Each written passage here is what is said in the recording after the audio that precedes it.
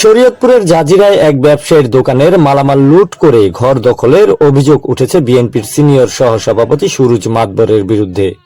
ভুক্তভোগীর অভিযোগ, দীর্ঘদিন ধরে তিনি সম্পত্তি ক্রয় করে সেখানে দোকান ঘর উঠিয়ে ব্যবসা করে আসছেন।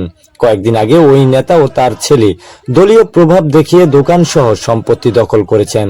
তবে অভিযোগ অস্বীকার করে বিএনপি নেতা বলেছেন দোকানের ওই সম্পত্তি তার ক্রয়কৃত। তবে এই বিষয়ে সোমবার 8 ডিসেম্বর বেলা 12টার দিকে উপজেলা কার্যালয়ের সামনে এক মানববন্ধনে এই অভিযোগ করেন ভুক্তভোগী সোবহান মাতবর। দোকান কাজিরহাট বাজারে আমরা বিগত এটা আমাদের কেনা সম্পত্তি, সবাই জানে। আমরা প্রথমে এটা ভাড়া দেই, ভাড়া চলছিল। এখন আমি প্রায় কয়েক বছর যাবত আমি নিজে সুনামের সহিত ব্যবসা করে খাচ্ছিলাম। এমন সময় এই 5ই আগস্টের পরে কিছু হাইব্রিড নেতা দেখা গেছে বিভিন্নভাবে হয়রানি করতো। আমার কাছ থেকে কয়েক দফায় চাঁদা দাবি করেছে। ন্যায় বিচার চাই আমি। তাদের দাবিটা কি? তারা কি দাবিতে লাগাইছে? তারা কি দাবিতে লাগাইছে সেটা বলে না, প্রভাব খাড়াইতে আছে। কিসের পর রাজনীতি প্রভাব আছে তাদের। মানববন্ধনে ভুক্তভোগীরা জানায়, জাজিরা উপজেলার ডুবিশিয়াবর বন্দর কাজিরহাট এলাকায় জমি ক্রয় করে দীর্ঘ 8 বছর ধরে দোকান ঘর নির্মাণ করে কাঠের ফার্নিচার ও টিনের ব্যবসা চালিয়ে আসছেন সোবহান মাতবর। গত 5 আগস্টের পর উপজেলা বিএনপির সিনিয়র সহসভাপতি সুরুজ মাতবর ও তার ছেলে স্বাধীন মাতবর সোবহান মাতবরের কাছে চাঁদা দাবি করে আসছেন বলে অভিযোগ ভুক্তভোগীর।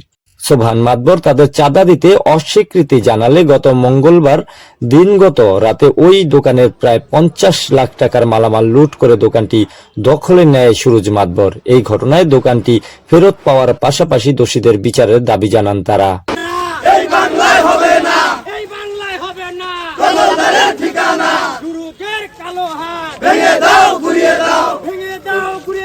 এই দোকান আমার মাজা ভাগনার, আমার নাতি মুন্না মাতবর এই দোকান টিনের দোকান করত। এরা অনেক সময় এই জ্বালা যন্ত্রণা হুমকি ধামকি দিয়ে এই সুরুজ মাতবরের ছেলে এই করতে আছে স্বাধীন মাতবর। এদিকে দখলের বিষয়টি অস্বীকার করেছেন উপজেলা বিএনপির সিনিয়র সহসভাপতি সুরুজ মাতবর। তিনি বলেন, দোকানের সম্পত্তি আমাদের, আমরা প্রকৃত মালিকের থেকে জায়গাটি কিনেছি।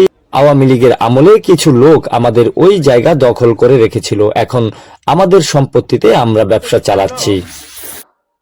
এই দোকানটা আমাদের ক্রয় সূত্রের জায়গার মালিক, দোকানের মালিক।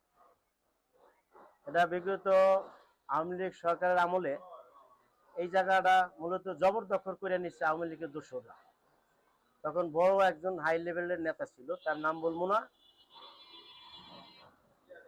জবরদখল করার পরে আমরা তাদের কাছে আসতে পারি নাই, কারণ থানা প্রশাসনে গেছি, তখন ওটা খুনি হাসিনার পুলিশ, এদের কোনো